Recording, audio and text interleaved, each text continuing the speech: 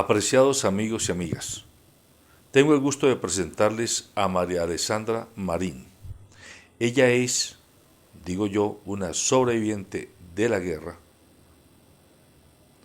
y una auspiciadora de la paz posible en Colombia después de la firma del acuerdo que se hizo entre el gobierno de Juan Manuel Santos y las extintas FARC. Ella fue guerrillera.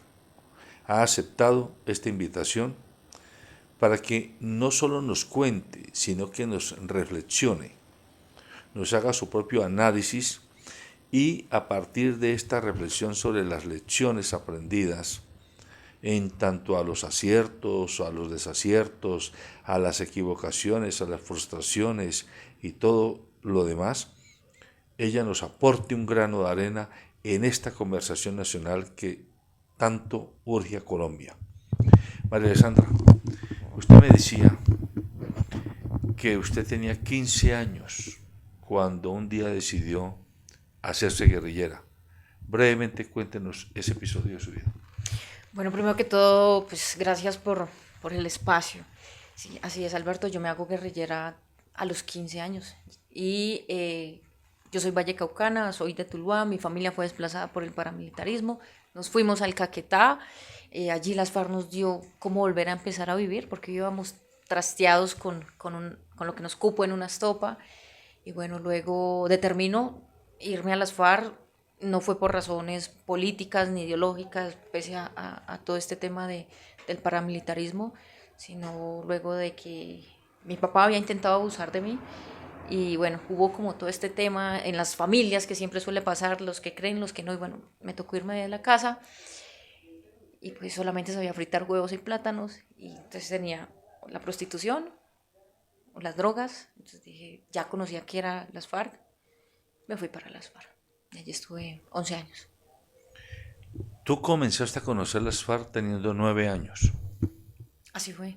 O sea, tuviste 6 años de mirada a la distancia que te fue aproximando. Claro, además es que había algo muy loco que hoy en día, pese a mi edad, a mis 31 años, digo que estaba muy tostada, como se dice coloquialmente, porque siendo niña quería ser policía, por lo que, no sé, seguramente por lo que vivíamos cerca de una estación de policía ahí en Tuluá. Entonces yo quería ser policía de un momento a otro, nos toca irnos al Caguán y lo primero que encontramos al llegar a San Vicente fue a las FARC, ¿no? Y fue ver al mono Jojoy y entonces fue como, aquí hay algo que no cuadra. Y de ahí para allá fue como tratar de entender pues que las FARC eran la autoridad ahí en esa Colombia profunda y que la gente respetaba las determinaciones que tomaba las FARC, pero que también habían unas normas de convivencia, por decir, en el caserío en el cual yo me crié, y que esas normas de convivencia eran organizadas no solamente por las FARC, sino también con las juntas de acción comunal aledañas a ese caserío. En los 11 años que usted estuvo en las FARC, ¿fue discriminada? ¿Fue abusada? ¿Fue utilizada? ¿Cómo se sintió usted realmente como mujer, como joven, como una muchachita no campesina, pero sí de un municipio y casi campesino, porque usted me dice que su familia se ha dedicado a recoger café? ¿Cómo fue eso, esa vivencia suya? Bueno, al principio fue difícil el tema de las marchas, los- estar en los desplazamientos, porque cuando yo ingreso iba iniciando el segundo gobierno de Uribe. Yo no puedo decir de que a mí me utilizaron, que me violaron. O sea, yo salí de mi casa por un tema de abuso sexual y no iba a estar 11 años, pues donde seguramente el trato iba a ser igual, ¿no? Por decirlo de esa manera. Eh, Fui guerrillera de base, estuve en combates común y corriente, como cualquier guerrillero, cualquier guerrillera, y estuve ejerciendo las tareas que orientaban los organismos superiores en ese momento. Eh, Hombres y mujeres hacíamos lo mismo. Si a mí me daban las capacidades para ser comandante, podía ser comandante, y si no, pues no, seguía siendo guerrillera de base, pero sobre todo había un tema muy transversal que era el respeto. Habían unos reglamentos que sancionaban desde el trato SOES, por ejemplo. Ya. ¿Y a usted le tocó participar de combates directos? ¿Usted disparó? ¿Usted la pregunta es fuerte, pero tengo que hacer, ¿usted mató, vio morir a alguien producto de un tiro de fusil que usted hubiera hecho? No, no, no, yo sí estuve en combates varias veces, pero era muy mala en la puntería. Nunca vi realmente, a pesar de que la región en la que me hice guerrillera es sabana, es llano, nunca pude decir yo maté. O sea, era demasiado mala para la puntería. Y ya, o sea, estuve en varios combates. Se disparó, claramente, porque en una guerra si tú no disparas, si no accionas tu fusil, el muerto puedes ser tú, ¿no? Tristemente son las connotaciones de una guerra, pero que yo sepa que haya matado, no.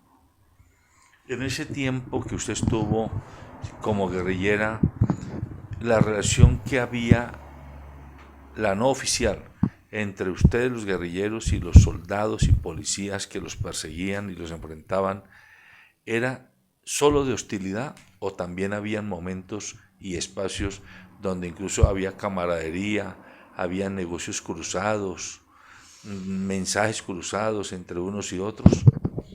No, o sea, realmente era en ese momento, o sea, era uno de los operativos militares más grandes que se estaban desarrollando en el país y se puede decir que en Latinoamérica, que era el Plan Colombia.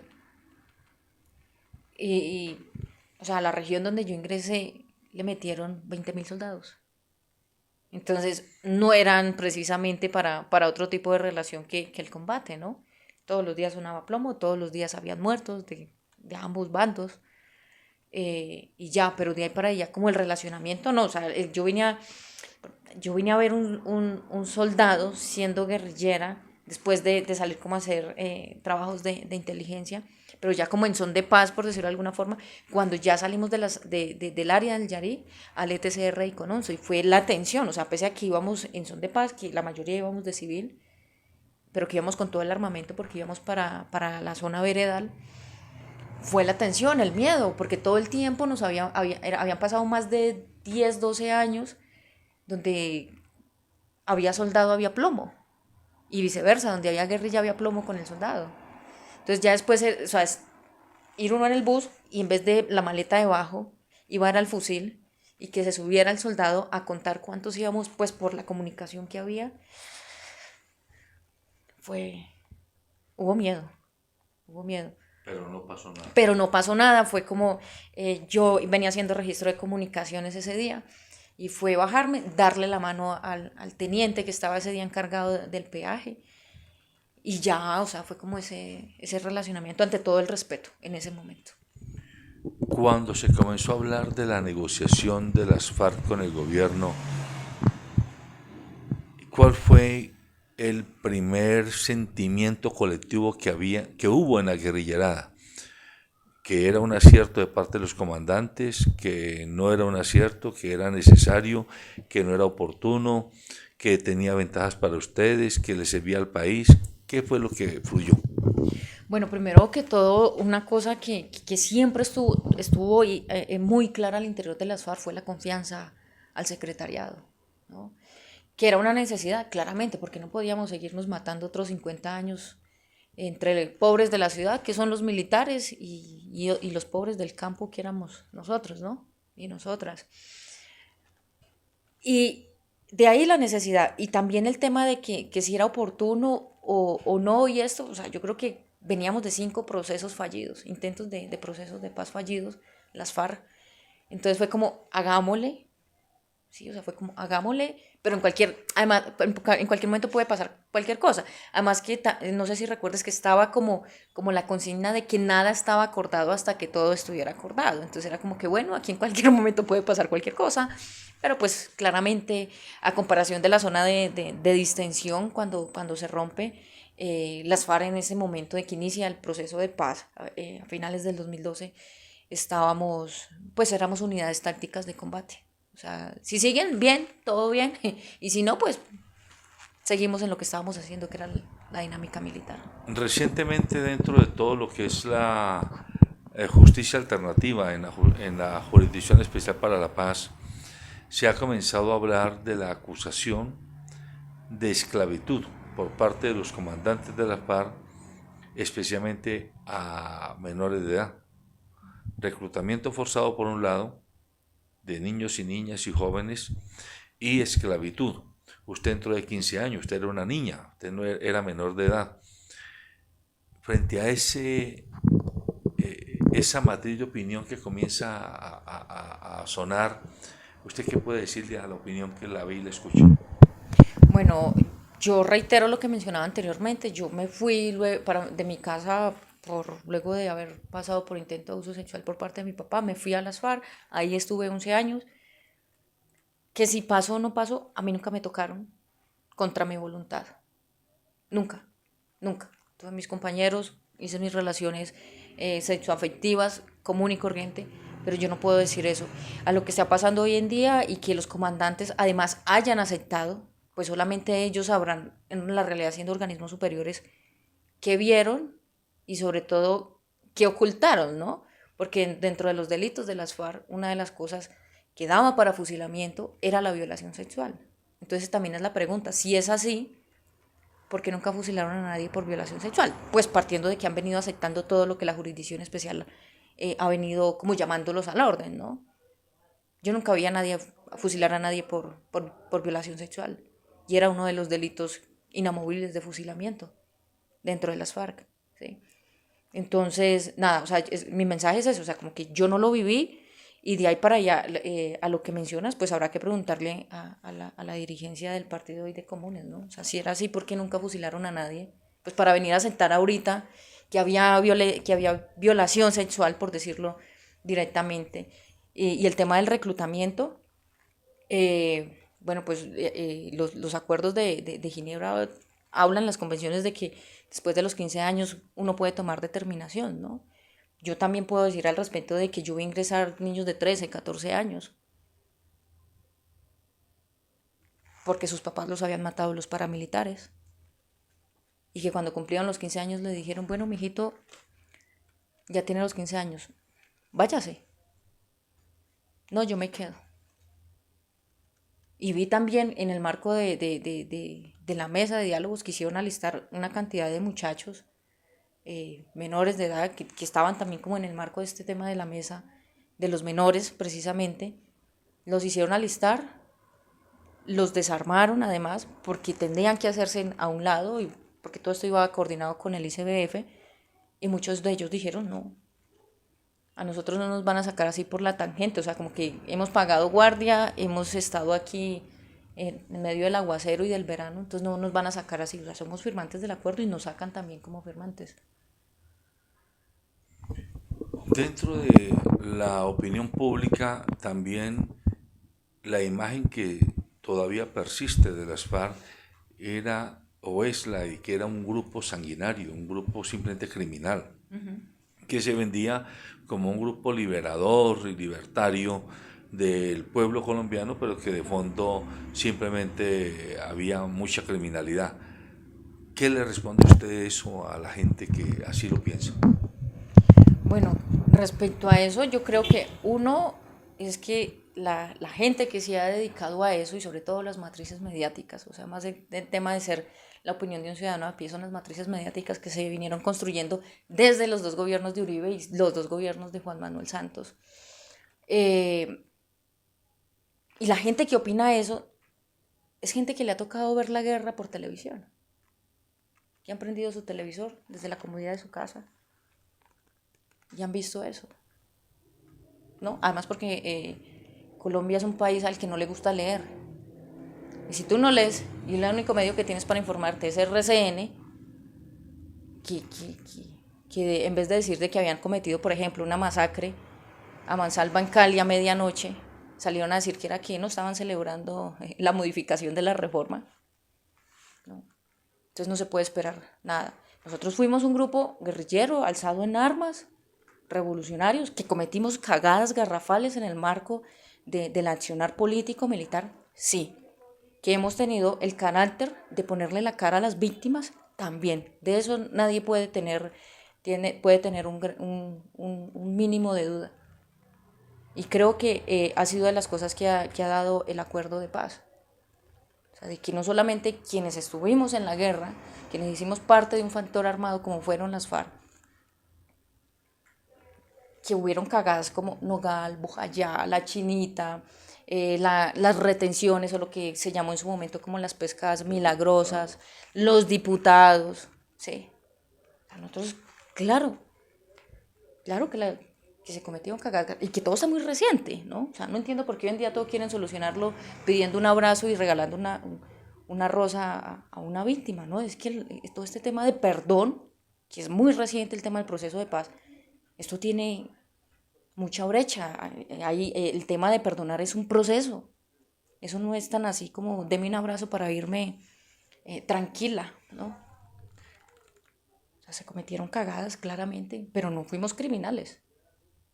Hubieron cagadas. O sea, para mí esa es la mayor definición. No, es que fue en el riesgo, se cometieron cagadas que la gente aún le ha costado perdonar claramente porque hay dolor, porque somos seres humanos, porque todos somos seres humanos.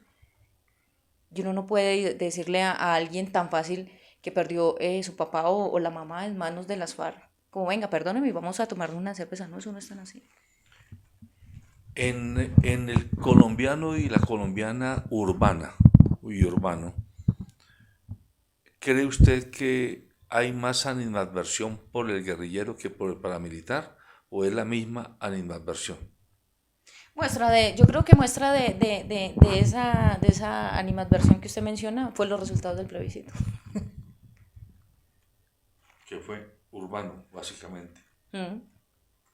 Claramente. Donde tenían todos los medios para informarse de qué era el proceso de paz, cómo estaba todo. Y aún así la mayoría en las ciudades dijo que no. Pero vaya, pregúntele usted eso al campesino que se va a rodear, a apartar, como se le llama en el campo, a traer su vaca para ordeñar el otro día y queda en el medio de una plomacera. Alguien decía, hace poco me decía por Instagram, es que los rurales no tenían comunicación, no, es que allá no se necesita wifi, allá el mejor wifi es saber que un campesino salió a traer su vaca y quedó en medio de una plomacera, de un combate entre el ejército y la guerrilla. Eso no necesita wifi. Se negoció el acuerdo hace 5 años. Los comandantes que firmaron ese acuerdo, y que usted dijo ya hace un rato que una de las como normas o la cultura que había al interior de las FARC era mucho voto de confianza a sus comandantes por parte de la guerrillerada. Los comandantes procedieron conforme a esa confianza que ustedes les dieron en la firma del acuerdo, o usted siente, no sé, o traición, o que en todo caso fueron inferiores a la expectativa que la propia guerrillerada tenía de ellos y que la gente, los campesinos y la comunidad que estaba atenta a este proceso. Una cosa que hay que analizar es que no fue que el secretario dijo, sí, vamos a firmar el acuerdo y hagamos el resto, ¿no? En el marco de la mesa, en septiembre del 2016, se hizo la 10ª conferencia guerrillera nacional, la única conferencia guerrillera pública en la historia de las FARC, donde unánimemente le dijimos sí al acuerdo de paz. O sea, no fue el tema del secretariado y el Estado Mayor, o sea, fue la delegación a nivel nacional de las FARC que dijimos sí, vamos a apostarle a la paz. Ya lo que pasó en el marco de la implementación ha sido otro tema, que obviamente estaba muy vinculado, fue la confianza, claro, porque queríamos también paz, ¿no? Queríamos apostarle. Y ya la implementación ha sido otro tema, o sea, y ha sido un tema complejo. Uno, porque el gobierno que hay, el actual de Iván Duque, pues claramente sabemos de que hizo parte de su campaña presidencial diciendo que nos íbamos a convertir como Venezuela, y dos, pues declarándole la guerra abiertamente al proceso de paz. Que muestra de eso, ayer la Unión Europea le envió un mensaje como, venga, deje de decir que el proceso de paz fue un fracaso, ¿no? Hay 290 firmantes asesinados. No pasa nada, son 200 firmantes que un partido solamente ha reducido a cifras, a flyers, a trinos y a hashtags, numeral nos están matando. Y es ahí donde yo creo que históricamente se hubiera podido hacer más, ¿no? O sea, tú no puedes reducir la vida de un combatiente, de alguien que estuvo contigo, a un trino y ya. Y para completar, entonces, dependiendo el exguerrillero, el firmante, y si lo matan, toca hacer vaqui para enterrarlo. Cosa que no pasaba ni en la guerra. O sea, hoy en día no hay dignidad ni para uno morirse, ni para que lo maten, pues. Porque toca primero hacer la vaqui para que lo entierren a uno. Y eso para mí, en el marco de la historia, lo que fue las FARC, es muy desalentador. María Alessandra, usted comprende que esta entrevista es muy importante para mí y creo que para la gente que nos ve y nos escucha, porque no es lo mismo que haga apreciaciones un analista, un investigador, hasta un participante de la mesa de negociación o de todo ese proceso que duró tantos años, a que lo haga alguien que estuvo dentro y que vivió por dentro todas las vicisitudes de la guerra y también las vicisitudes de lo que es una estructura político-militar como eran las FARC. En ese contexto, denos su lectura de lo que pasó con Santrich, con Iván Márquez, con el Paisa, por una parte, y denos su lectura de lo que está sucediendo con Victoria Sandino, con Joaquín Gómez y con todos los otros que no han renunciado al proceso de paz, pero han renunciado a las FARC. Y coméntenos por qué usted renunció también al Partido Comunes. Son 3 preguntas, o sea, 3 pedazos de una misma pregunta. Bueno, primero con lo que tiene que ver con la nueva Marquetalia, lo que pasó con Santrich, con Iván Márquez, con todo este reguero de tipos que después aparecieron anunciándose como la conformación de la nueva Marquetalia. Para mí, eso fue la respuesta a la falta de seriedad a la implementación del acuerdo. Porque lo que pasó con Santrich fue un montaje. Y Gustavo Petro lo demostró hace un año, en la Comisión Primera del Senado.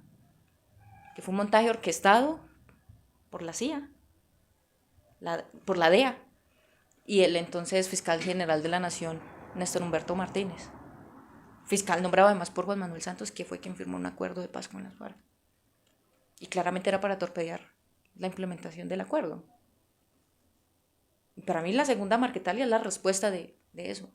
Yo tuve la oportunidad de trabajar con el Paisa Comunicaciones, siendo del partido, me mandaron a trabajar, a ayudar a conformar un equipo de comunicaciones en el Pato, que era donde estaba ubicado el Paisa Oscar. Había el ejército al contorno, como está creo que en la mayoría de las zonas veredales, por esto de temas de seguridad. Pero allá nunca mermaron, allá no había noche donde no sobrevolara un avión fantasma, donde no llegara los aviones de guerra a dar vueltas. O sea, todo el tiempo estuvieron asediando el Paisa. Y yo hoy en día digo, o el montaje se lo hacen a Santrich, o se lo hubieran hecho al Paisa. Pero tenían que torpedear, intención clara era que tenían que torpedear la implementación, sabotear la implementación por cualquier lado. Al Paisa nunca le mermó o sea, la paz nunca llegó para el Paisa, o sea, en términos militares, y tenía muy buena relación con los militares, pero todo el tiempo sobrevolaba la aviación que uno escuchaba en operativos militares, siendo guerrillero. Entonces, ante el asedio y ante el tema de que lo van a extraditar, y lo que ha pasado con Santrich, pues, si a usted le dicen que yéndose aquí no sé, al aeropuerto lo van a matar, usted no se va. O yo no lo haría. Lo que está pasando hoy en día con Joaquín Gómez y eso, bueno, pues tengo entendido que ellos crearon como la nueva tendencia, una tendencia del partido donde están pidiendo los mismos beneficios que tiene el partido, que está con personería jurídica y todo, y fue el tema de ellos asumieron como no nos representan las determinaciones que está tomando la actual dirección, pero vamos a seguir trabajándole a la paz. Sí. Y ahí es donde se reúne Joaquín Gómez, Victoria Sandino, Bencos, Benedicto González, que en su momento asumió la responsabilidad de la curul por Jesús Santrich cuando todo estaba este tema del proceso jurídico, y otra cantidad de gente. ¿Sí? Y ellos están reclamando eso, o sea, no se sintieron identificados y dijeron, bueno, está bien, pero nos tienen que dar los mismos beneficios. Y yo asumo decir como que no, esta vaina no no tiene resultado. En ocasiones el tema de asumir pues que seguramente éramos como un comando urbano, recibiendo órdenes, como, no sé, como si estuviéramos en el monte, pero pues de civil, con teléfono, con redes sociales. Y el tema de la reincorporación, pues que obviamente la reincorporación no solamente era, como te mencionaba anteriormente, no era solamente firmar el acta de compromiso, no volver a empuñar las armas contra el Estado, sino que la reincorporación también implica un empleo, también, o sea, el hambre no da espera. Entonces, ante la falta de oportunidades laborales, pues yo dije, no, yo me abro. Y ya fue realmente eso, y como buena suerte, muchas gracias por la oportunidad. Y nada, y aquí estamos. Usted dice que el Paisa, Romaña, Iván Márquez, Santrich se devolvieron porque estaban asediados y porque estaban entrampados, digámoslo, en estos vacíos del proceso de paz. No sé si leer eso como una justificación de por qué se volvieron o como una explicación. No es una explicación. Es para preguntarle, ¿y usted que renuncia al Partido Comunes habiendo sido guerrillera de las FARC y partícipe del proceso, por qué no se devolvió a las nuevas disidencias? Bueno, primero, o sea, es una explicación. O sea, la justificación la darán ellos, ¿no? Y la historia les dirá si tuvieron la razón o no. ¿Por qué no me devolví? Porque es que yo no tengo el proceso jurídico que tienen todos esos que aparecían en el video de la nueva Marquetalia. O sea, yo no le debo, o sea, jurídicamente... Usted no es extraditable, por ejemplo. Yo no soy extraditable, por ejemplo. O sea, yo No le puedo pasar mi número de cédula, le puedo pasar mi cédula, la puedes meter al sistema y yo no le debo nada al Estado, ni a este sistema fiscal, o sea, no, claramente. O sea, yo no le debo nada al Estado y de ahí, o sea, todos tienen orden de extradición. Todos tienen circular roja y obviamente ellos tienen, por haber sido comandantes, pues tienen otras responsabilidades. No, yo todavía era un huevito, o sea, yo soy un huevito y pues por eso me quedé acá. Bueno, y usted se quedó en Bogotá. Lleva 5 años en Bogotá. 5 años. Cuéntenos un poco a qué se ha dedicado. ¿A qué se dedicó en estos 5 años y cómo ha sorteado el inminente riesgo de estar aquí sin capucha, sin clandestinidad, a la luz del día, montándose en Transmilenio, recorriendo las calles? Y bueno, pues me dediqué al trabajo en la calle. Fui fotógrafa casi 2 años en la oficina de prensa del Senado. ¿Como parte de una UTL? No, de la oficina central, principal. ¿Del partido? Del Senado, de la República. Por eso, pero en nombre del partido. Sí, estaba ahí palanqueada por alguien del partido. Y renuncié, pero pues siempre estuve muy vinculada a la calle, a la manifestación, a la protesta, al tropel. Y creo que la gente que me conoce aquí en Bogotá, donde he hecho mi carrera como fotógrafa profesional, ha sido en las calles. O sea, más allá de ir con la cámara, también es el tema de ir a atizar la olla, ir a prender la olla para darle de comer a la gente que se le embolata la... ¿En estos 5 años no la han detenido ni una vez? Nunca, no. Yo tengo claro los riesgos que tengo en términos de seguridad. O sea, yo sé que hay 290 firmantes asesinados, que si uno la cuelga, la lleva, como el cuento, pero... Y sé que en cualquier momento puede pasar cualquier cosa. O sea, yo tengo 2 perros, tengo 6 gatos y yo lo hablo porque, o sea, es una realidad en este país que es pensar diferente. Por ejemplo, lo que le pasó a su merced en Cali. Es un riesgo. Entonces, como que, vea, con este gato se queda Julana, con este gato, o sea, cualquier cosa puede pasar, pero pues también pues, es tomar medidas. Yo no tengo esquema de seguridad, yo no tengo nada. Yo ando en Transmilenio como cualquier conciudadano, o cualquier bogotano o bogotana. Y ya, o sea, es... Usted le tocó vivir el estallido social.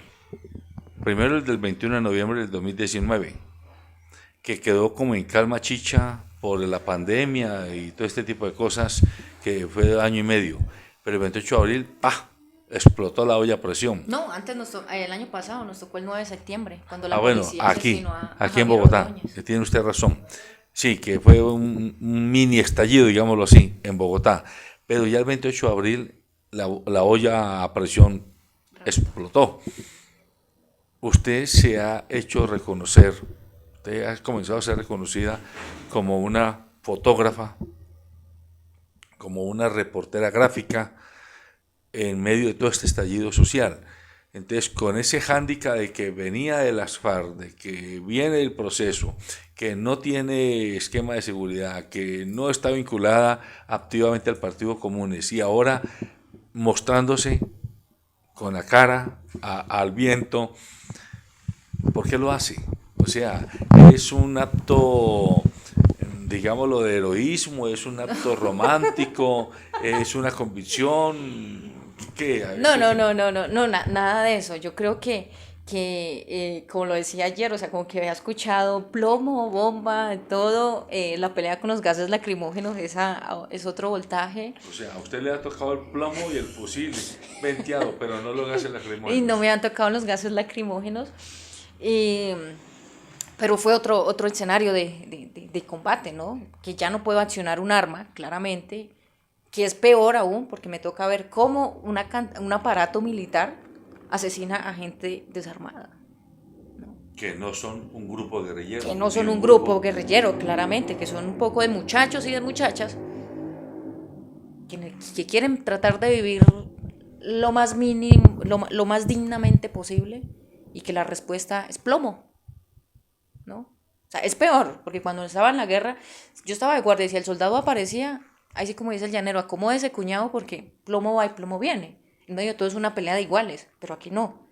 Entonces, haber estado allá y llegar como a estar como en la mitad de ver pues, todo el arsenal que le meten a los pelados y a las peladas en las calles, eso pesa bastante. A mí me pesa bastante. Y no lo hago como un tema de heroísmo, siento que es un tema de coherencia política. O sea, yo tuve la oportunidad de quedarme viendo lo que los medios quisieron transmitir, por ejemplo, en esta resistencia, para hablar de lo más reciente. Pero yo dije, no, o sea, yo entregué el fusil, me apuesto a la paz, pero es que yo no puedo hablar de la paz desde mi comodidad. Cuando a mí me ha tocado ayudar a atizar una olla en los barrios de Bogotá, para darle a la gente que no tiene que comer. Entonces, bueno, aquí todavía pasa algo, entonces, listo, yo entregué mi fusil, pero voy a seguir disparando a mi cámara. Y vamos a mostrar lo que los medios no han querido mostrar. O sea, usted ahora manda tiros, pero de cámara. De cámara. Son disparos y ráfagas también, pero de fotográficas. Entonces ha sido eso, o sea, no es un tema de altruismo ni nada, sino que es un tema de coherencia política, como venga, o sea. A mí, por ejemplo, a mí me vinieron a pagar por la primera foto en la calle el 20 de julio. Pero todo el tiempo era salida y era el tema de divulgar y denunciar en mis redes lo que estaba pasando. Y es eso, o sea, es un tema de coherencia y creo que la gente me ha conocido, o sea, y por si en esta resistencia, yo fui paramédica en las FARC. Y en esta resistencia, o sea, no era el tema de mostrar la cara del muchacho con el ojo afuera, porque a mí me tocó apagar mi cámara, terciarme mi cámara y comenzar a dar órdenes a unos pelados que apenas estaban comenzando su carrera de enfermería en universidades y comenzar a dar órdenes para sacar un herido, para sacar un muchacho que le habían, por ejemplo, disparado a menos de 10 metros un gas lacrimógeno en un ojo y así por el estilo. O sea, entonces yo creo que todo este tipo de cosas, y creo que la gente me conoce por eso, o sea, no es como, ay, es que no quiere la foto porque por eso le pagan, ¿no? O sea, yo llegué a salir del portal Resistencia de Usme 2, 3 de la mañana, a punto de ser detenida alguna vez por el ESMAD por estar impidiendo la ejecución del protocolo, por hacer fotografía. ¿Y qué reflexión le genera a usted la protesta de esta juventud? Que en toda parte donde uno hablaba con ellos, decían, no nos representa nadie, no somos guerrilleros, no queremos irnos a la guerra como antes se concebía. ¿Qué reflexión le genera y qué le dice usted a la juventud hoy? Cuando se dio esto de la resistencia y que las primeras líneas dijeron lo que usted acaba de mencionar, primero es que es o sea, más allá de ser cualquier cosa de obedecer a un partido, es un tema de dignidad. y que, como lo mencionaban muchos y muchas desde las primeras líneas, es que no tenemos nada que perder. Y muestra de eso la cantidad de muertos que pusieron las primeras líneas en la calle. O sea, porque si a nosotros nos sometieron a esto, pues venga, vamos a hacer algo por la generación que viene, ¿no? Y es muy válido, o sea, yo no le voy a obedecer a nadie, y creo que hoy en día irán tomando partido en muchas cosas, al menos en determinaciones que tengan que ver con el país. Estamos a puertas de elecciones de Congreso y presidenciales, ¿no? Muchos de ellos hoy en día, o de las primeras líneas, han aparecido en eventos recogiendo firmas porque quieren ser ediles, porque entonces como que venga, o sea, aquí quedó claro que solamente echando piedra y con la capucha, que está bien, claramente, o sea, no es solamente la única forma de lucha, sino que también hay otros mecanismos de hacerlo, ¿no? Y ¿qué les digo? Pues yo diré lo mismo que le dije una vez a los muchachos de la primera línea de USME, donde fue tan duro también el tropel aquí en Bogotá. Fue, mi respeto total, y que se los digo yo, que estuve pues alzada en armas, que como lo mencionaba anteriormente, estábamos ahí sí, fusil contra fusil, y verlas a ellas enfrentadas a un aparato militar, porque en la casa no hay con qué preparar una guapanela, que es un tema de dignidad, reitero. Para mí es de admirar, y mi respeto total a cada uno de ellos y a cada una de ellas. Y la admiración. No cualquiera, así tenga hambre, no cualquiera va y le echa mano a un pedazo de lata para adaptarla en un escudo, y echarle mano a unos guantes de carnaza y a un tarro de agua con bicarbonato, sabiendo de que lo van a matar en la calle. ¿Usted es optimista con la juventud colombiana? Totalmente.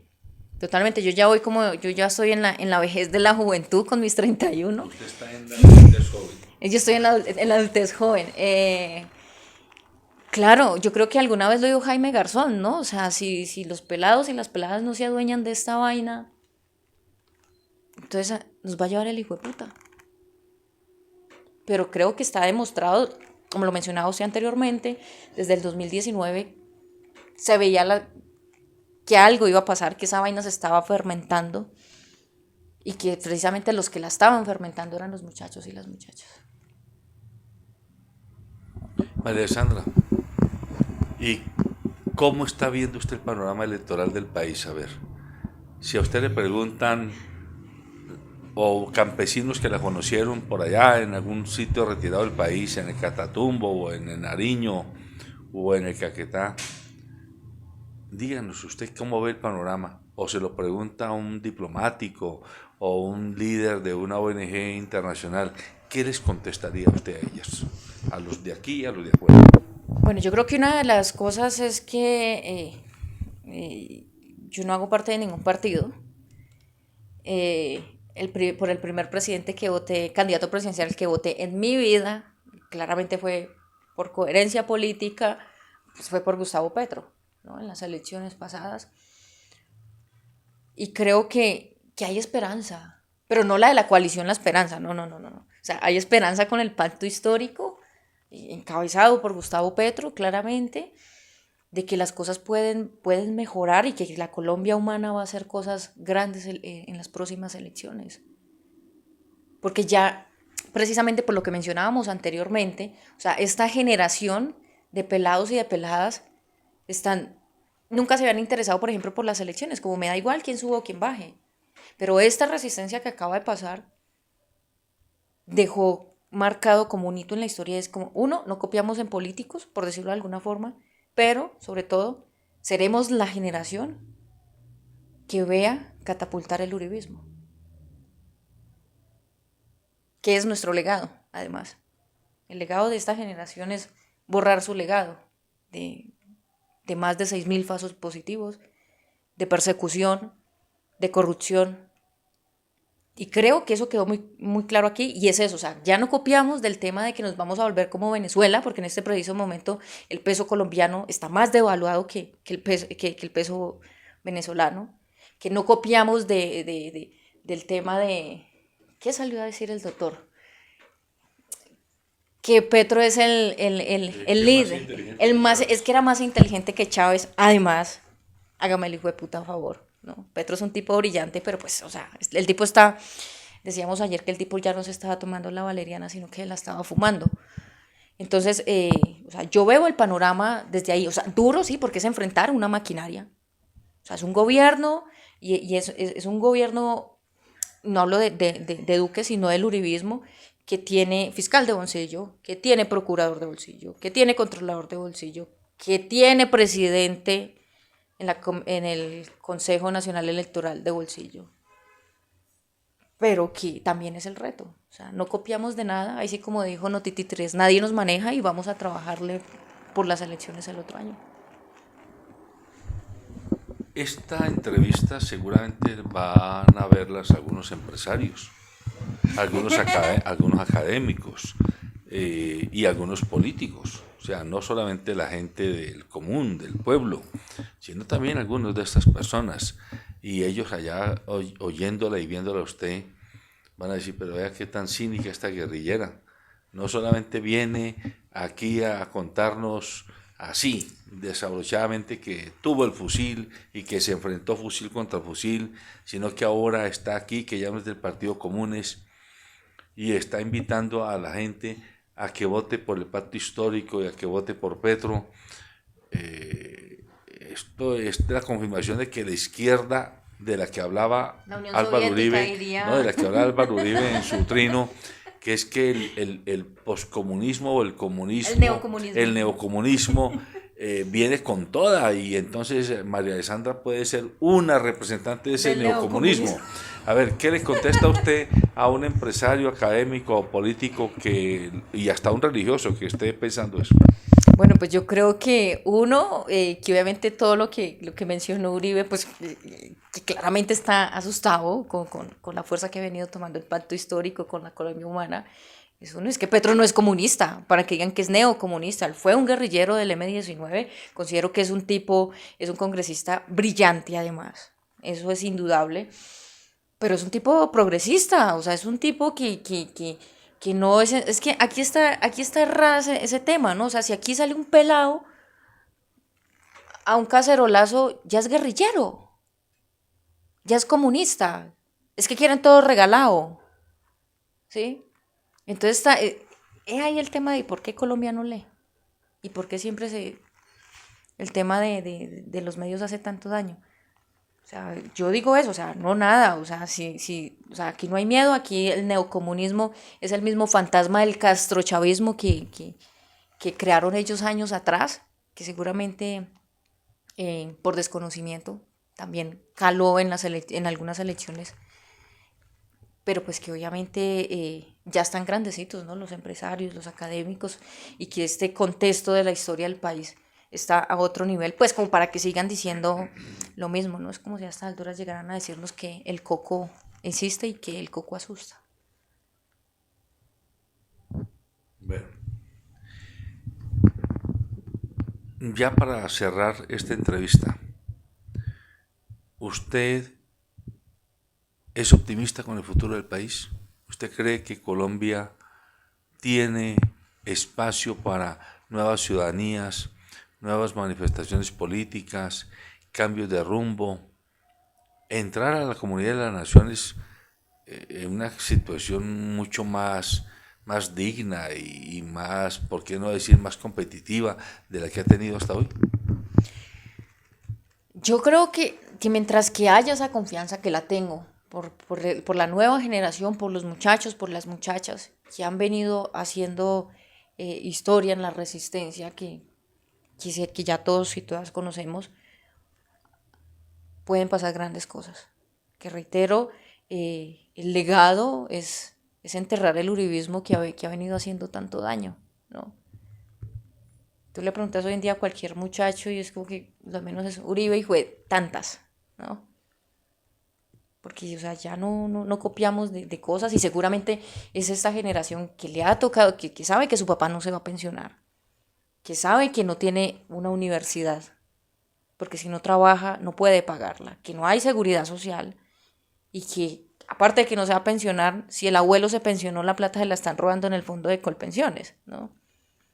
Entonces seguramente es eso, o sea, no vamos a repetir a lo que nos han sometido durante tantas décadas, y mientras que eso sea claro, mientras queramos paz y queramos una educación digna y de calidad, pues hay mucha esperanza de que el país cambie.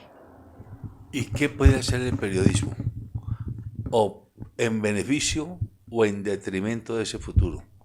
Ese periodismo corporativo que mantiene la matriz y ese periodismo alternativo, independiente, como el suyo y como el de tantos otros, o personas o grupos organizados que crean medios para mostrar contrainformación. A ver, ¿cuál es el partido que se va a jugar en los medios de información? Bueno, yo creo que el tema de las matrices mediáticas está mandado a recoger. Sí, o sea, por ejemplo, lo que pasó en Cali, cuando Zapatero se llevó una periodista que cubriera a su manera, a su amaño, lo que estaba pasando en terreno, o sea, eso no tiene presentación. ¿Sí? Y eso, mejor dicho, la resistencia pasada dio para mandar a recoger un poco de huevonadas, desde el uribismo, desde los medios de comunicación que obedecen a matrices mediáticas a desinformar, y que muestra de ello, de que están mandados a recoger, es que los medios alternativos y populares, como en Cali, Canal 2, y aquí una cantidad de muchachos y muchachas que sin saber de periodismo salían con su teléfono a hacer una transmisión desde sus redes a decir, están matando a la gente, o desde el señor o la señora que estaban en su conjunto y grababan el video como mejor les parecía para mostrar que el SMAT estaba volviendo nada a un muchacho que había sido capturado. Eso dejó mucho que decir. Y creo que está tan mandado a recoger, pues al punto de que fíjate que en la resistencia Caracol utilizó mis imágenes sin permiso. Porque aparte de que no quieren untarse, les da miedo. Les da miedo ir a terreno, les da miedo untarse de pueblo, les da miedo. ¿Y usted ya los demandó? Sí, ya los demandé. Y hace poco con El Espectador también. Y va a insistir en la demanda. Claro, no, al No Espectador. lo vaya a dejar que salgan con la suya. No, obviamente que no. No, sí se hizo la demanda y con El Espectador hace poco también. Entonces eso, o sea, están mandados a recoger, y yo creo que aquí lo que está es la comunicación popular, es la que, y los medios alternativos son los que tienen la batuta, porque son los que están en territorio y son los que están diciendo, mire, es que la señora que vivía allí hace tantos años y la policía llegó y a llegar alguien a decir, o sea, lo que pasó aquí, o sea, había un barrio inundado y llega un periodista a preguntarle qué fue a un señor que va con su colchón aquí, y qué fue lo que pasó aquí, y el señor emputadísimo y lleno de sarcasmo le dice, no, es que se me rompió el jacuzzi. Un barrio de los más humildes aquí en Bogotá. Entonces yo creo que ahí sí, como el cuento, los medios alternativos y los populares van pa arriba. El futuro de María Alessandra. ¿Qué podemos esperar? ¿Qué puede esperar Colombia y la gente que la conoce a usted? Y también los que no la conocen y los que no la quieren. Terminando la universidad el otro año, teniendo el título como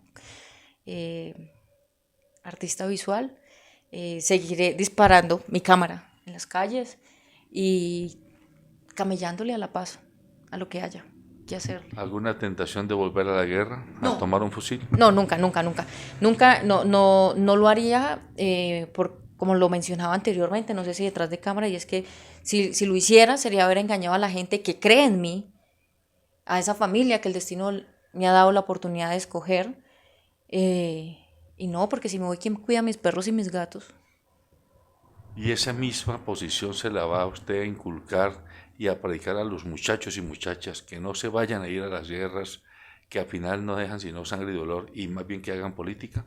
Claro, ya quedó demostrado que o sea, las FARC se dio plomo más de 53 años con el Estado, jodiendo la vida para arriba y para abajo, y no pasó nada. Entonces es hora de buscar otras alternativas y hacer la guerra desde la palabra. Amigas y amigos, ella es María Alessandra Marín, testimonio vivo de lo que ha sido la guerra en Colombia. ella es una mujer joven. Ella dice, ya soy cuchita de la juventud.